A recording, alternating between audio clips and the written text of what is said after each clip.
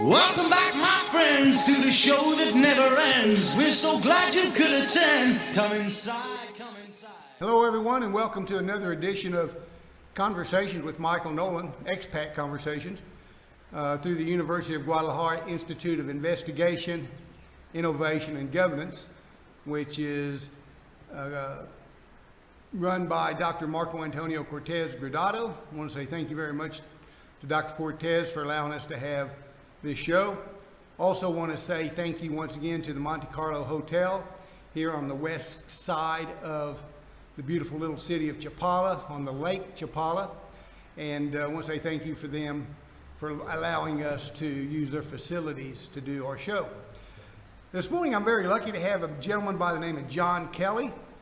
John is a Canadian, and if you don't mind, John, I'm going to ask you to give a little bio of yourself, how you got down here to the lakeside area, not by plane or car or bus, but just why, and then what you're involved in down here. I know there's several things you're involved in, and if you don't mind, go ahead and just kind of cover all those, and we'll kind of get in more details as we unpeel the onion, okay? Okay, Thank you very much, and again, appreciate you coming in. no problem. Thanks for inviting me. Again, I came here, well, in my bio, I'm married. Been married for 51 years to the same woman. Congratulations on that. And we have two boys, 40 and 47 now, and 4 grandchildren. For the American audience, my grandson is playing for the University of Minnesota. University of Minnesota. Full scholarship. The Gophers. The Golden Gophers. The Golden Gophers. Now, Lou Holtz used to be the coach up there for a Yeah. long time.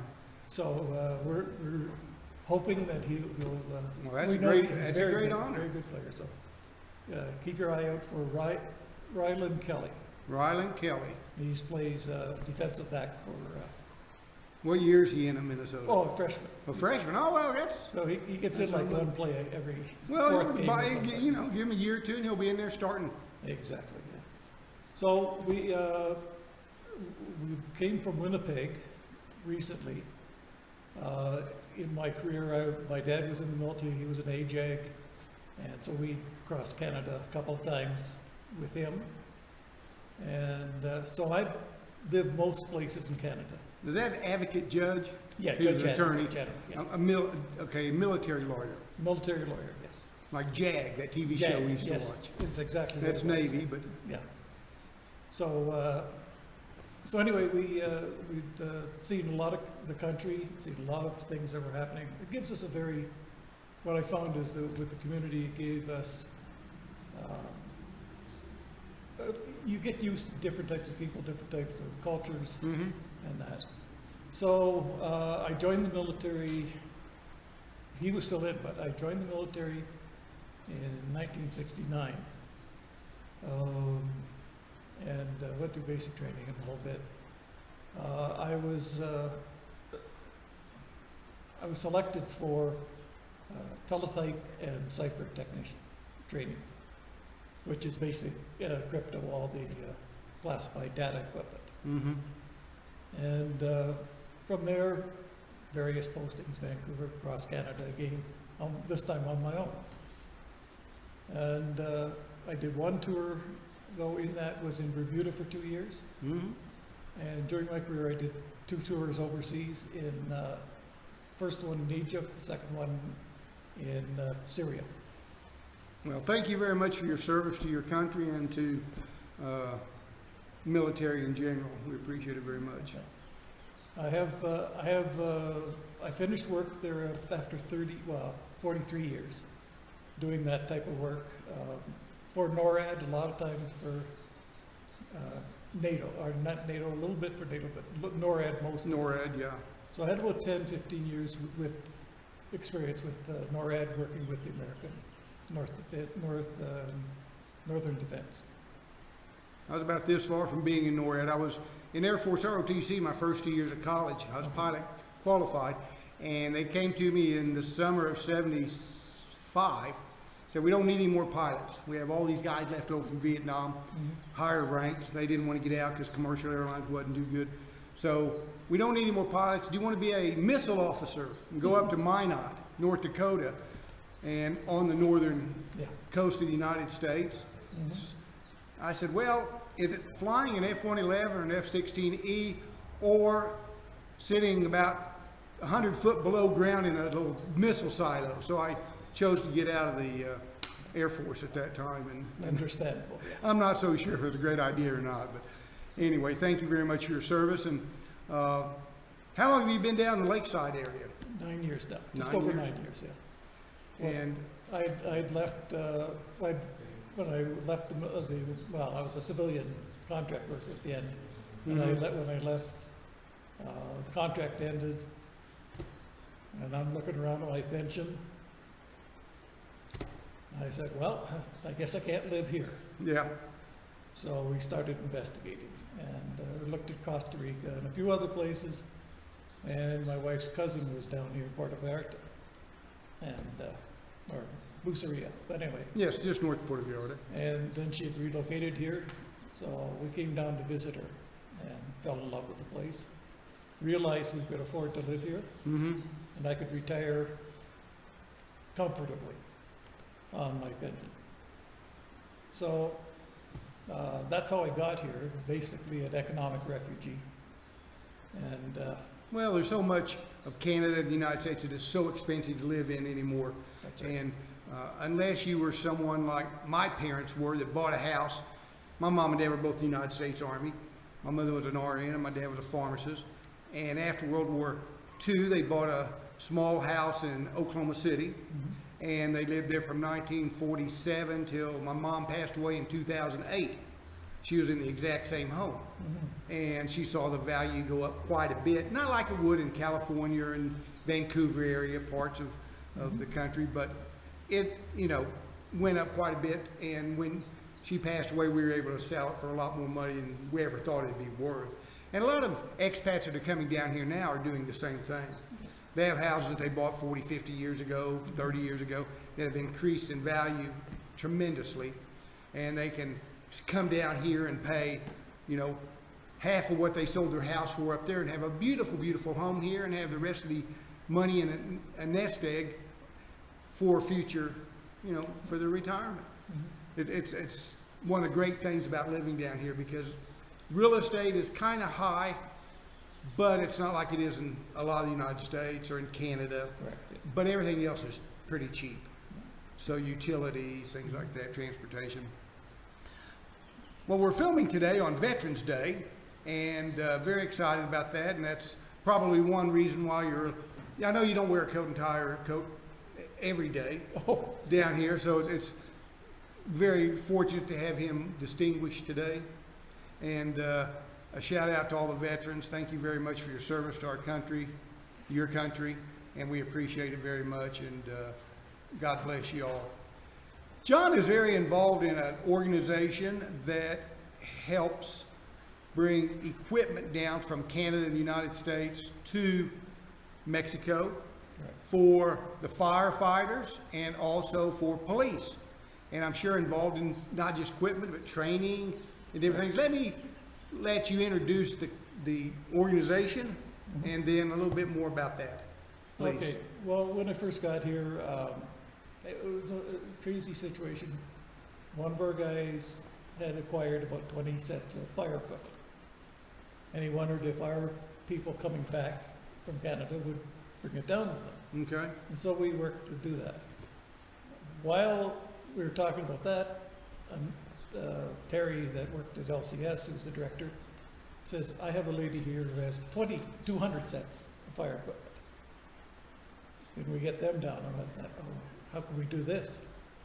And so we talked to Rotary and Cruz Roja and the Shriners and ourselves and the American Legion. And we created a board, and then we got our AC to bring this equipment in, because we had to find some way to do this. It's the equipment's donated, but there's costs. There's shipping costs, and there's all kinds of crazy things we had to pay for.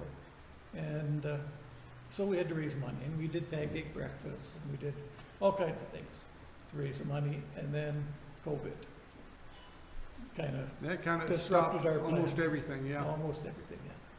So, well, what the idea was, we had accumulated about 75 bases, fire bases, mostly in Jalisco, but we had one in Yucatan, one in Huasca, just north of Mexico City, Mm-hmm. and Nayarit and Colima. So we were I brought in 3 containers of equipment over time and distributed them to these 75 bases.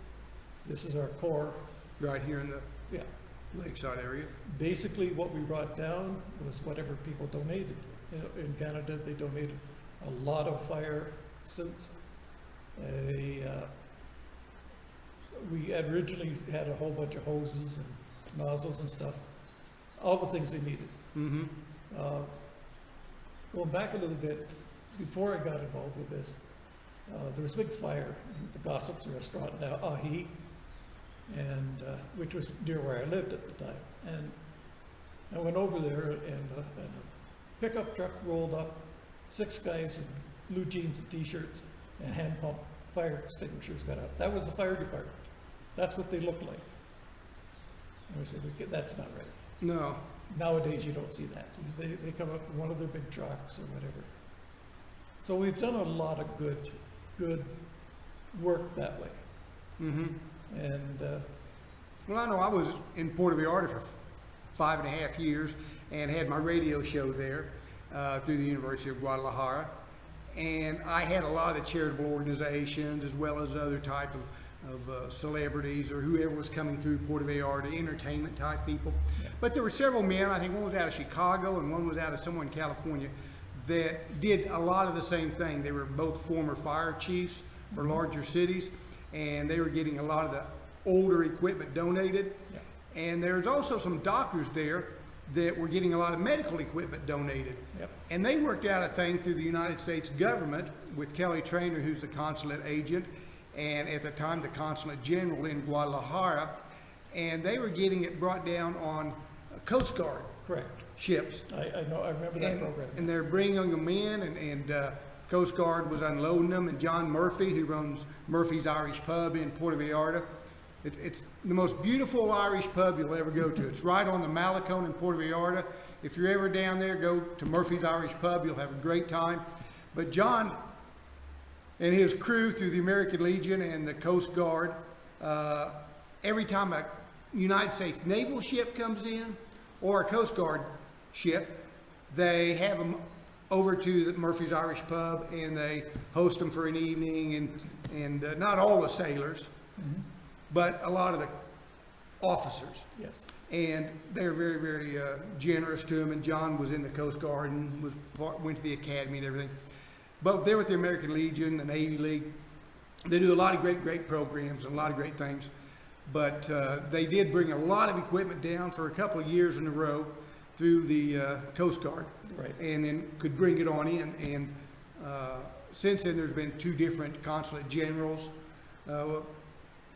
The new one took over just about the time pandemic hit, so that stopped a lot of that. Okay. But now that that's all kind of in the past, hopefully we can start getting that program rolling again and start getting more equipment down here. So if you're an expat and you're watching the show and you're in the States or in Canada and you're in that type of business, or if your organization is looking for an opportunity to donate equipment or money or funds or experience, before we're through with the program, I'm going to have John give out all of his contact information, and you all can get a hold of him and maybe put some kind of relationship together to where we can help everybody get their equipment donated. And it goes to unbelievable good sources down here. Just like he said, they showed up in jeans, t-shirts, and buckets. Pretty much. And there's not a lot of fires down here. There's more grass fires and things like that. which are still very, very hard to find. But most of the buildings down here are built out of bricks and concrete. And I'm talking about the floors, the roofs, Yeah. the walls, so they don't burn as rapid, but the things inside burn. Oh, do they ever? And I think there was Very a toxic. fire 6 months ago at one of the restaurants right down on the main strip in Ahihi. It's a hamburger steak restaurant, I think it's called Yep. Bruno's or something Bruno's, like yeah. that. Yep. And I think they're just now getting to repair all that. But explain a little bit more about the process that companies do or organizations to donate to you all. Do they contact you, or do they Yes. contact, No, they contact me directly, okay? our organization. Then. What's the proper name of the organization? Lakeside Assistance Group. Lakeside Assistance Program Group. Yeah. And do you have an email or a Yes, we do. Facebook page or something they can look at? We had a Facebook page. We've got to rebuild that. It's got kind of messy. Facebook is kind of messy. It just Facebook really in did. general right now is kind of messy if you've been watching the current news. Yeah, but yeah, we're going to build bring it out of the ashes. Okay, It got to a point where the stuff on it wasn't relevant to what we're doing, so we need to rebuild that. okay. Just yesterday, I got a guy who can do that for me, and I think we're going to go ahead with that. Fabulous. But yeah, it'd be through us. I've secured a location in Canada, in Ontario. My nephew's going to store the stuff for us. Great. So we'll get things set to his place, we'll get the container loaded up and then sent here. We'd like to do similar here, have a warehouse here that we could put stuff in and then deliver to the different outfits as they need it, rather than have everybody swarm and then nothing for another 2 years. So this is kind of where we're trying to get to, but we need the funds, of course. Now that it's a little more ambitious. How can they contact you? Is there a phone number or There is, yeah. Would you mind giving that out, please? It's Okay, it's John Kaley, President of Lakeside Assistance Group. Cell number is 331-758-0676. Again, that's, if you're calling from out of the country, of Mexico, it'd be 52, and then 331-758-0676. And again, it's Mr. John Kaley. also have an email address there. And the email is jkelly203@gmail.com or lag.chapala@gmail.com. Thank you, John. You're welcome. What else would you like to talk about? Basically, where we're going, Okay. what we're trying to do. You were talking about in Puerto Vallarta, there was a group that was doing similar. One of this group I was talking to last night. They have 2 containers sitting in Quebec. I have 1 container sitting in Ontario. We're paying a pile of money for storage on these, but a lot less than if we brought it to Laredo and let it sit in customs. Oh, here. yeah. A lot less. So until we get clearance from customs, this is what we have to do. So these 3 containers are destined for Colima, Jalisco, and Nayarit? Puerto no, I think Puerto Vallarta. Yeah, Puerto Vallarta, part of it is in, Yeah. Puerto Vallarta is in Jalisco, But- but right across the Jamaica River is Nayarit, Yeah, so it which is covers where that. Nuevo Vallarta, Buceria is, Mhm. La Cruz, Coxley, and then where all the mega money is up in Punta de Mita. Yeah, so that would be like 1 container there. Mm-hmm. Another container would be in the Tequila Valley area. Okay. They take Part care of Jalisco. All part of Jalisco, yeah. And and Colima. And then another one back to service around the lakeside and down towards La Barca and places like that. Well, I know So if we get these containers in, there's a lot of storage fees, so we have to raise money. I know the consulate may be able to help you in that aspect. I can give you some contacts in Guadalajara, and then they may have to go through the ambassador in Mexico City, but that's, very easily done. They can change a lot of the rules and regulations, not change them, but make them easier for you to do. Dealing with the Mexican government also, because it's a bilateral agreement. And now might be a great time, because I had several representatives from the United States government on my show a couple weeks ago. And in just a couple weeks in December, they're going to be celebrating the 200th anniversary of the close relationships after all the wars and revolutions and everything between Mexico and the United States. So there's going to be some great celebrations going on in December here in a lot of different parts of Mexico. And it might just be a great time now that the pandemic's over for the relationships between the two countries to improve and maybe make things a little bit easier, because all the help that's coming down here, all the equipment, is be beneficial to the country of Mexico and to these 3 or 4 states. So it should be really easy, if common sense prevails, to have that done. That's right. But right now, that is. Then you have politics involved. Yeah, right now there's too much politics. Yeah, well, that's been since, I guess, the early days of Rome. No, this is new. Well, I know it's new too, but as you have administration changes and everything, It was administration change. it always changes. Because one little problem or one giant problem seems to affect everything else. Yeah. So, well, I want to say thank you very much, John, for taking your time today to come on Expat Conversations. And is there anything else in closing you'd like to say that we haven't talked about or haven't mentioned? Other organizations that you're involved in? Well, the other one is the Veterans Association here, and which we're holding the Remembrance Day for Canadian here. And I also work with a community center here in San Antonio. Okay. And the idea is they're working out of a house. But I told you before, they were training, they've done home care workers, about 30 of them. They've trained barbers and hairdressers, facials, pedicure, manicurists, and we have a homeopath and a naturopath doctor, and they're training massage therapy and stuff like this. So these people are being trained to go back out into the community. To where they make a living for their family and help the community. Exactly. And these are all certified by That's the fabulous. Mexico Education Department. Well, we can maybe come back, have you on the show later date and talk more about that. Sure. And as we mentioned earlier, the University of Guadalajara has decided, and in cooperation with the government of Chapala and the Lakeside area, to put a campus here. And starting January of 2023, we will have a campus here in Chapala. The announcement was made a couple weeks ago with our general rector, the mayor of Chapala, the mayor of Jalisco. We're all over here, the mayor of Guadalajara, and very, very exciting.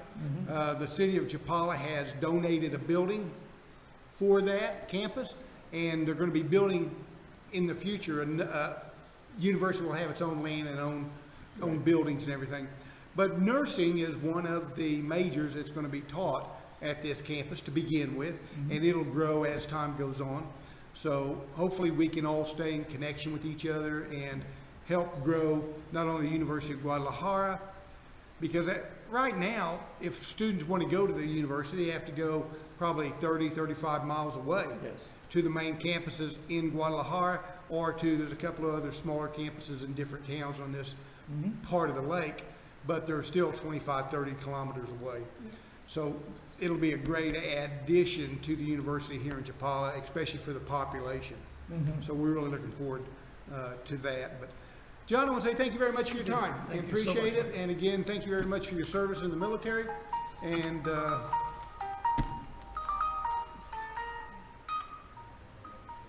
the world never stops. That was the guy I was talking about with, the guy I was telling you about, who is going to work with us as 2 containers and. Well, maybe it's an important call. You got to go. So again, thank you very much to John Kaley. Thank you very much for listening in to another episode of Expat Conversations with Michael Nolen. We'll see you next time.